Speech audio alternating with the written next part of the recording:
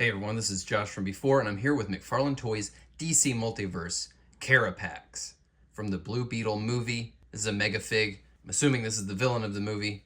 Honestly, I've kind of been looking forward to getting this guy out even more than Blue Beetle, which was a fantastic figure, but this is just a cool mech. I don't really care whether I have any attachment to the character, whether he's cool in the movie or anything. A cool mech is always welcome to the party. See him in the box there. He's pretty big. He's not huge. He's leaving a little bit of room there in that Megafig box. Pretty rad artwork on the back. This guy and the Blue Beetles, they're showing up in stores now. There's that if you need it. We're getting this guy out of the box. All right, I've had him out of the box for a second.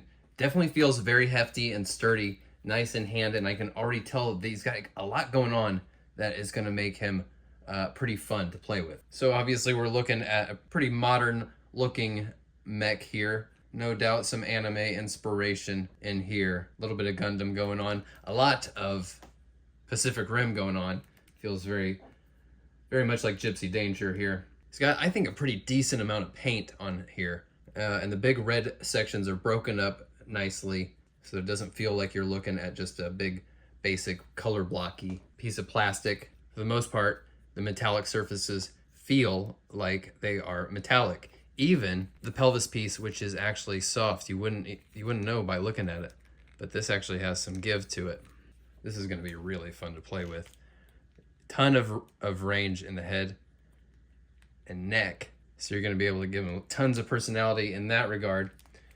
Now the arms are missing the classic butterfly socket here. It's just a simple hinge that rotates. We'll get a closer look at that in a minute. Single elbows, get a full 90 degrees, and you get elbow pivot. Much more range at the torso than I was expecting. This guy actually has more waist and diaphragm range than many of the normal size 7-inch figures. Like I said, that pelvis is soft and rubbery, so it gets out of the way and you can move these hips just any way you like. You even get some of the hip rotation there when the legs are down. Pretty solid double knee there. Of course, it's not going to go any further there. That calf is very big.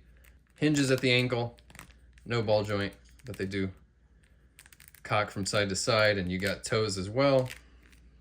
You do get ball joints at the wrist, but frankly, a hinge would have sufficed because a big chunky gauntlet here on the forearm is going to keep it from cocking to the side very much.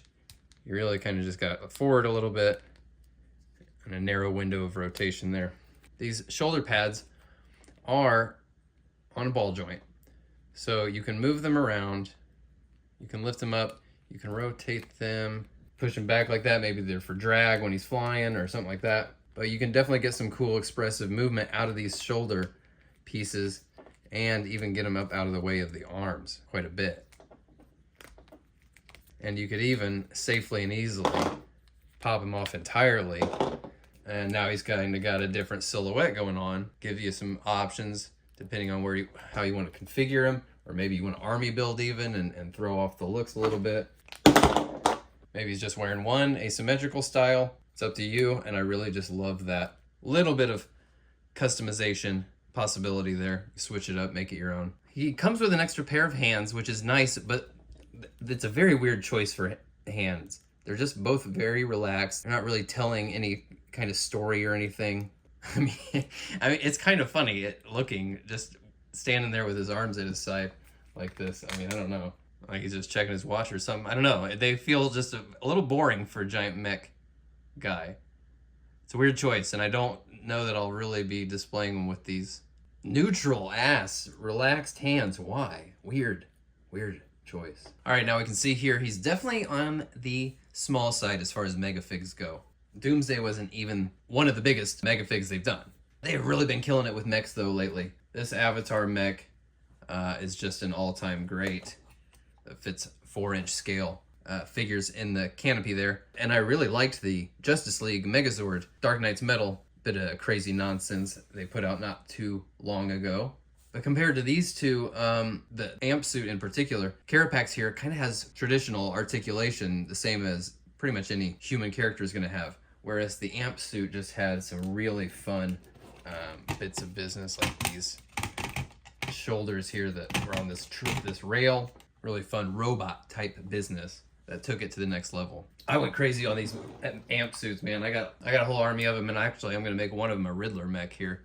That is in progress. And with Blue Beetle here, you see he's not tiny or anything, but I wouldn't be complaining if they made him just a ½ inch taller, maybe. So that is Carapax. I'm assuming the antagonist of the Blue Beetle movie. This is a really fun, memorable figure. Very cool look, really fun to play with in hand. My biggest gripe is that he could stand to be a little bigger. I would think that would just take him over the edge a little bit. As it is, this is great. $40 feels like maybe a little bit much to ask. I think you would probably be able to play it safe and wait for sale prices. It's a really cool mech. I don't know if he's $40 cool. All right, thanks for tuning in, folks. I will catch you on the next one. Peace out.